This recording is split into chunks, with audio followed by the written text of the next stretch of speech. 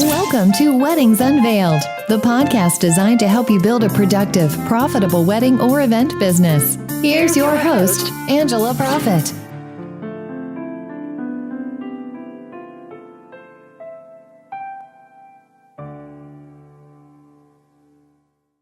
Hi, y'all. It's Angela Profit, your event and productivity therapist, coming to you from the heart of Music City in Nashville, Tennessee.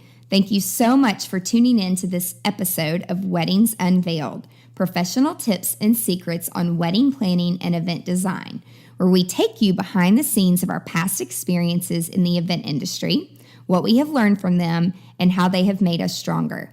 This podcast will help you grow a productive and profitable business to launch you into success within the hospitality industry.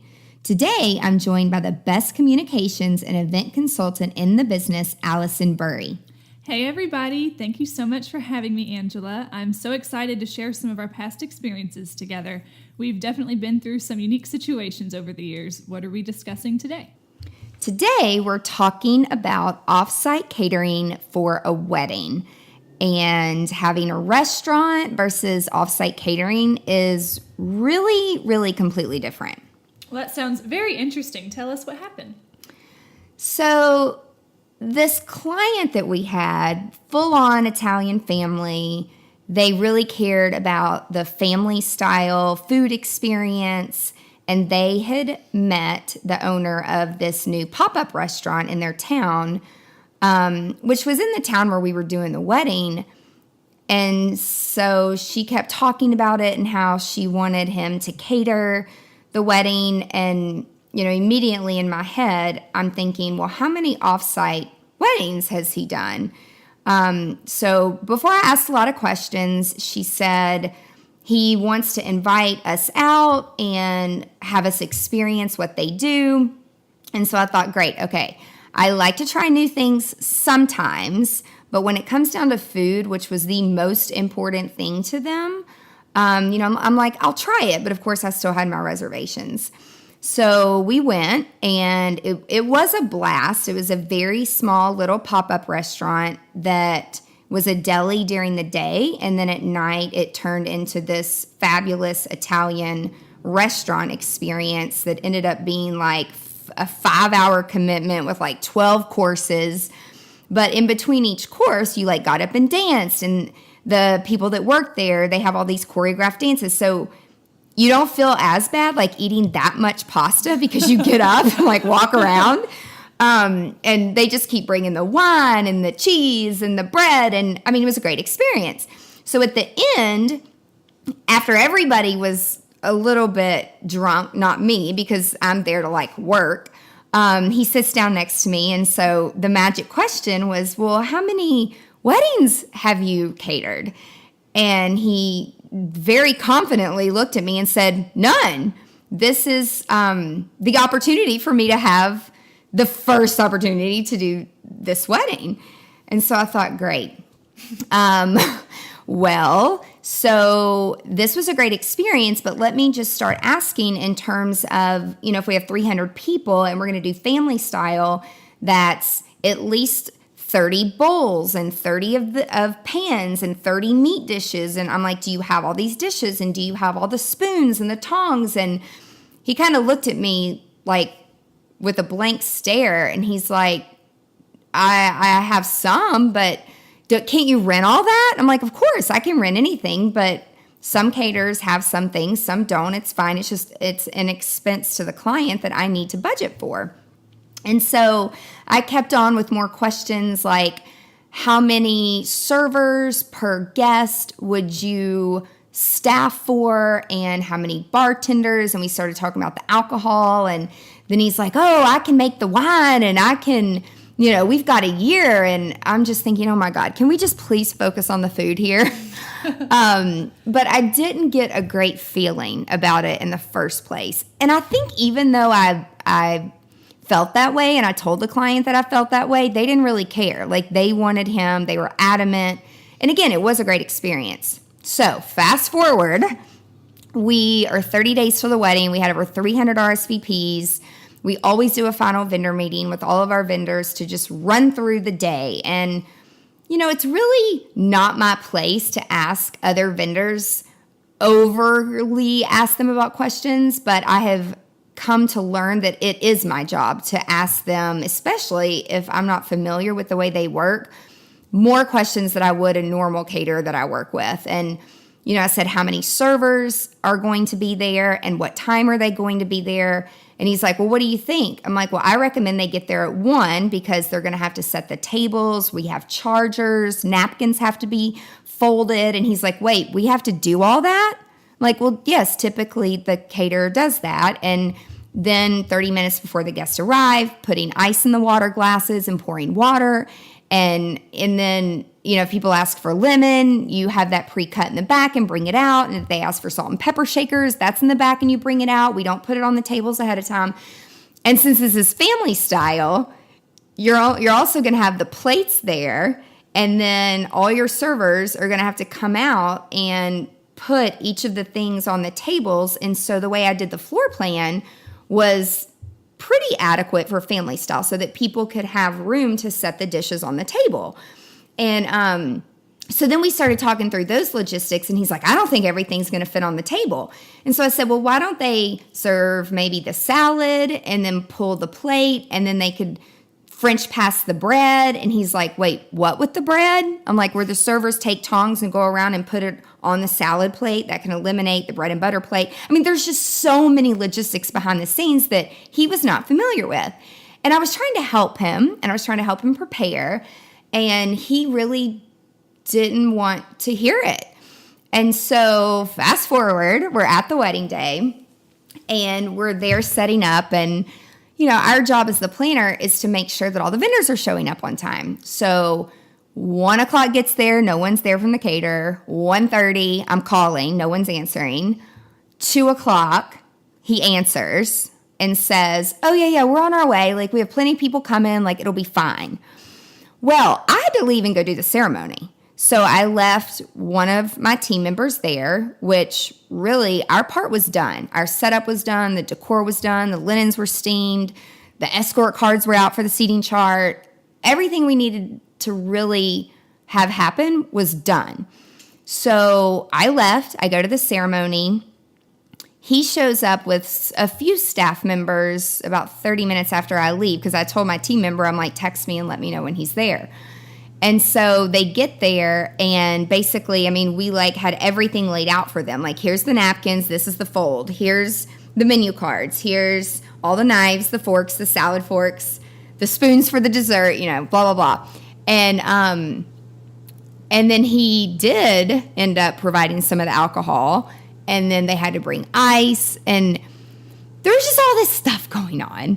And when I kept asking him, how much liquor are you getting? How much wine are you getting? How many pounds of ice are you getting? Do you need me to order an ice truck? Because when there's not an ice machine and we have 300 heavy drinkers, I usually order an ice truck, and it's per pound because we have to chill things, and then we need ice for water glasses and mixed drinks. And so he would not answer me, and I just kept questioning him, and finally it's like, I was hitting my head up against a wall. And so I'm like, okay, well, I just hope it goes well. Well, let's just say it didn't go so well. So the ceremony gets over, and my team member is texting me the whole time the ceremony is going on. And she's like, these people don't know what they're doing. And I'm like, great. And so I'm like, well, the ceremony's over and the guests are on their way. And she's like, oh my gosh, they're not even halfway done setting the tables. I'm like, okay, so you're going to be part of the catering team for about an hour, and I'm headed that way. So I couldn't even really finish my duties at the church because I needed to leave. So I went over, I helped them finish setting tables, which is fine, whatever. And the guests get there, they're still pouring water, which was fine. The bar gets hit super heavy. And this is where it gets really good. So after cocktail hour, the owner comes up to me and he's like, we're almost out of this, and this. And I'm like, and we're an hour and a half into it. Great. And of course, there's a liquor store right down the road. So, and it was open. I mean, gosh, it was early. So I'm like, okay, make me a list of what you need. I'll go and get what we need. which any caterer that we typically work with would never come to me and say, we're out of this, this, this, and this. And if we did run out of something, that's their role to leave and go get it and then bill me afterwards. Like, that's just how it works. But I could tell they weren't accustomed to that, and that's okay. I didn't want to add any more stress. And the girls that were working with me that day, none of them were 21. So I was the only one that could leave and actually go purchase the alcohol.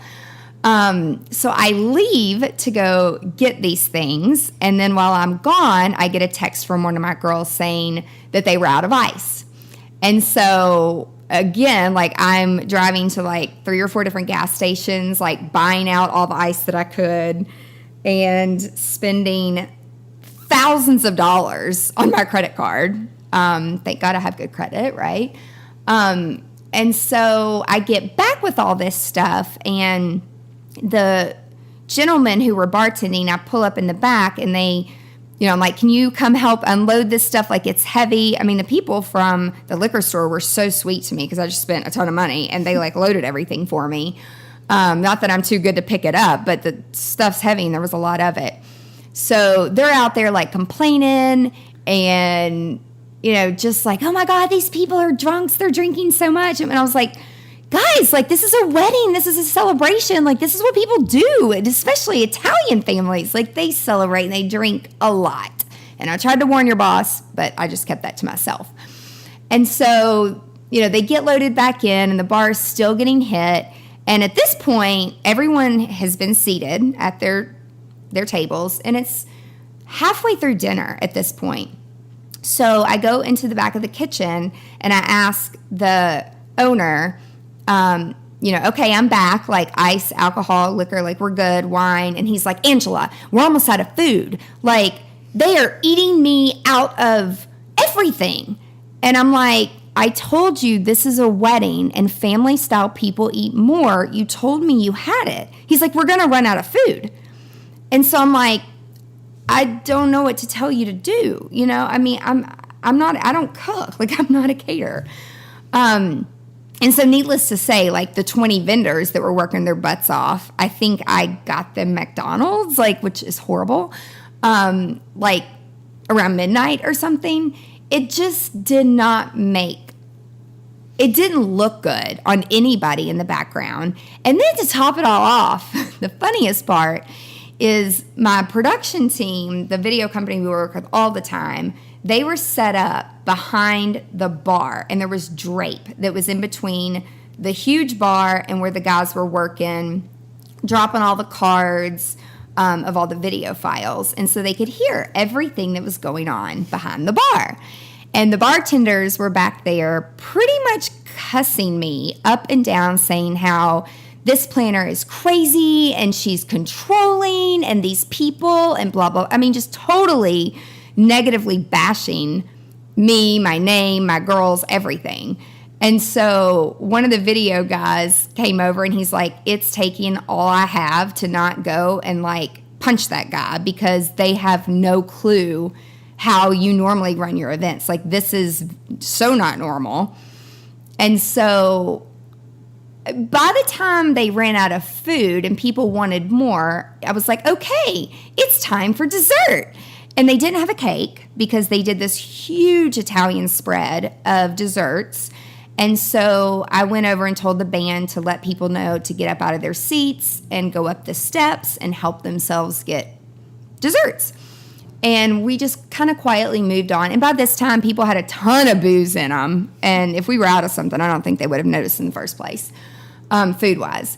So, and then just the behind the scenes, like as you're clearing tables and you've got trash and you've got food that goes in the trash and bottles that go in the trash. And they didn't understand, as the caterers, that, again, their role is to clean off the plates, like spray them off and put them back in the racks for the rental company. So they didn't know that they had to do that. The kitchen was a mess. I had to go back there, and again, I'm the bad person because I'm the messenger. It's like, oh no, these, you can't leave. Like, this has to be done. And then, yes, you have to take the trash out, and the dumpster's back there.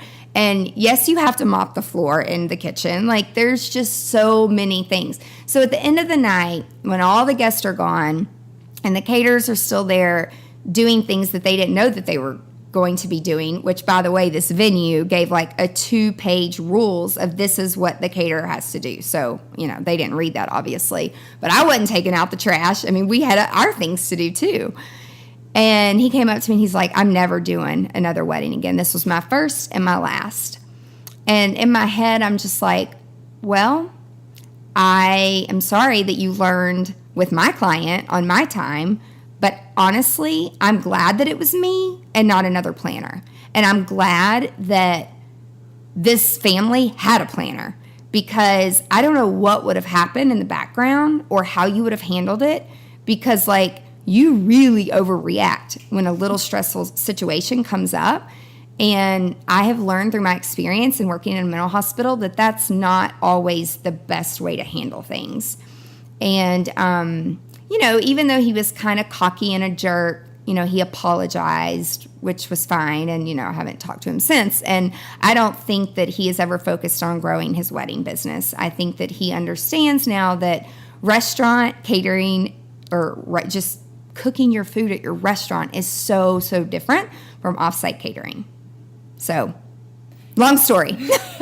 Yeah, that was definitely a very unique experience. And I think a lot of the servers and just the staff they had were so used to working in the restaurant, and they weren't even a part of the cleanup afterwards. They take the plates and the silverware back to the kitchen and then it's taken care of, but by someone else. And I guess they just never really thought about it. But I remember there were a couple other just hiccups that happened, with the liquor laws in Tennessee are a little bit different than what they are for venues than they are for restaurants. And at their restaurant, they typically would set out all the bottles of wine, on the tables, and everybody can just refill as they want. And then they didn't check in on that, and we didn't really know that that's what they were planning on doing. And I remember the day of, they were pretty upset when they came in and started setting all these wine bottles out on the tables, and the venue girls came in and were like, no, you cannot do that. That's illegal. We can't have guests pouring their own drinks. So it kind of started out on a bad note, and they were just frustrated that it wasn't going exactly how their restaurant experience was. I think all the guests had a great time. None of them really were aware of what was going on. It was just behind the scenes. We definitely learned, and I know that they for sure learned a little bit more about what weddings really mean versus restaurant. But Angela, what would you say your biggest takeaway was from everything that happened at that day? Well, I should have been a little bit more, I guess, aggressive / pushy in getting answers from the owner. I've learned not to trust companies about ordering food and alcohol, that I should have asked more questions and said, I want to see the number of what you're ordering, and not just taken his word for it. Oh, I've got it. Again, it's I couldn't get him to give up the information. So going back, I guess I'm just going to have to be a little bit more aggressive. Oh, and one more funny thing. So we're cleaning up the linens, and all of a sudden, half of his staff walks out on him. Do you remember they left? Remember at cleanup? Yeah. And then so I asked one guy, he had on all black, so he looked like he was working there, a black shirt and a black pant. Oh, that was something else about uniforms and what are you wearing? Yeah. Anyway, that's another thing. So this guy is hauling trash. And I said something to him. I was like, you can't drag, that'll scratch the floor, pick it up. And then I said, haven't you been here all night? You guys can't drag these across the floor. Because I had told multiple people that night, you cannot do that. And you'll get charged for it. And he's like, ma'am, I was just working out back by the dumpster, and this guy offered to give me $50 to come in here and help break down. I just got here. I don't even know what's going on. Yeah. So just, anyway, side note. But yeah, just to sum it all up, ask more questions when you are an experienced planner. And if a catering company has never catered a wedding offsite away from their restaurant, be sure that you over detail everything. Great. Well, Angela, can you share with our listeners some of the different products and resources you have available to help wedding and event planners? Absolutely. You can visit the blog on the website, and there's lots of great articles and resources available there, which it's angelaprofit.com. You can sign up for tips and resources and be part of our email list. We'll send you all kinds of juicy details. We do webinars and live events, so watch social media for more about that. Awesome. Well, Angela, thank you so much for sharing your valuable advice with us today. I can't wait for next week to tell more of our incredible experiences together. And thank you, Alison, so much for joining me. And thank you so much to our listeners for joining us today on Weddings Unveiled, professional tips and secrets on wedding planning and event design. Tune in next week to learn more from our past experiences. If you found this podcast helpful, please share it with other wedding and event professionals. Be sure to subscribe today so you never ever miss the juicy details of Weddings Unveiled. I'm so passionate about helping other event professionals, and with my background in psychology, I appreciate that our best selves develop from real life situations. Thank you so much for listening. Be sure to tune in next week for more tips on how to grow your business. And if you have a question or an unresolved issue that you want guidance on, connect with us on angelaprofit.com. For more valuable resources, again, visit the website. And until next time, remember to stay productive and profitable. You've been listening to Weddings Unveiled with Angela Profit. Join us next time for more insights to help you build a productive, profitable wedding or event business. For more great resources, head over to angelaprofit.com.